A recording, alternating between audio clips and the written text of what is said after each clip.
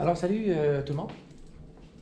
On va voir ensemble comment ça fonctionne la multiplication quand on a des nombres négatifs. Pour faire ça, j'ai écrit finalement comme un peu la table de multiplication du 4. Donc, on va trouver ensemble qu'est-ce que ça fait chacune de ces multiplications pour voir un peu qu'est-ce que ça fait, qu'est-ce qui se passe quand j'en ai un des deux qui est négatif. Donc, allons-y. 4 fois 3, tout le monde sait que c'est 12. Ça, je pense que ça va. 4 fois 2, ça donne 8. 4 fois 1, ça donne 4. Et bien sûr, 4 fois 0, ça donne 0. Donc, jusque-là, tout va bien. Ce qu'il faut remarquer ensemble, c'est qu'à chaque fois ici que je multiplie le 4 par 1 de moins, je diminue de 1, je passe de 3 à 2, bien ici, dans ma réponse, j'enlève 4, ce qui est tout à fait normal. J'ai un 4 de moins. Hein? J'en ai juste 2 fois, tandis que j'en ai 3. Même chose, je diminue encore de 1. Mais qu'est-ce que j'ai fait? J'ai diminué encore de 4. Poursuivons, j'ai encore diminué de 1, donc ma réponse sera diminuée de 4. Si je poursuis dans cette logique, ça veut dire que 4 fois moins 1, j'ai diminué encore de 1, bien nécessairement ici, je diminuerai encore de 4, donc ma réponse sera moins 4. Je continue à descendre encore d'un autre, et je vais diminuer ici encore de 4. Je suis à moins 4, je diminue encore de 4, j'arrive à moins 8. Si je poursuivais pour aller plus loin, je diminue encore d'une fois ici, mon fois 4, bien nécessairement, je vais encore diminuer de 4, ce qui me donne moins 12. Ce que ça nous montre, ça, finalement, c'est que lorsque j'ai un entier positif multiplié par un entier négatif, ben c'est comme si finalement je faisais 4 fois 1. Hein? 4 fois 1, ça fait 4.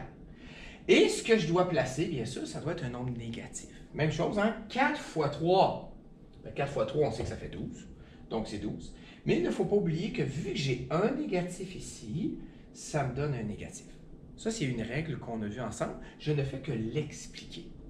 Je vais maintenant aller plus loin encore. On sait que 2 fois, je vais aller, tiens, à moins 3. 2 fois moins 3, si je suis cette logique ici que je viens de voir, 2 fois 3, ça fait 6. Et vu que j'en ai seulement un qui est négatif, je mettrai moins. Je vais maintenant diminuer lui de 1. Donc, 1 fois moins 3. Bien, ça, on sait que 1 fois moins 3, ça fait 1 fois 3, 3. Et vu que j'en ai seulement un négatif, je vais mettre un petit moins. 0 fois moins 3. Bien là, je continue. 0 fois moins 3, bien, on sait que ça fait 0. On va faire la même logique que celle-ci. À chaque fois que je diminue de 1, ma réponse ici, elle est augmentée de 3. Parce que je passe de moins 6 à moins 3. Donc, j'ai augmenté de 3, ce qui est tout à fait normal. Je continue. Qu'est-ce que j'ai fait encore une fois quand j'ai diminué ici de 1? Bien, ma réponse a monté de 3. Mais poursuivons. Si je diminue encore de 1, c'est que j'aurai moins 1 fois moins 3. Si je suis ma logique, à chaque fois que j'ai descendu de 1, ma réponse a monté de 3. Bien nécessairement, 0 plus 3, ça me donne 3. Et de là, la grande découverte, oh, quand j'ai un nombre entier négatif multiplié par un nombre entier négatif, donc deux entiers négatifs, ma réponse est positive. Puis elle n'a pas le choix d'être positive. On suit notre logique mathématique. Poursuivons. Je descends encore de 1. Bien nécessairement, ma réponse ici va elle aussi augmenter de 3, ce qui va me donner 6.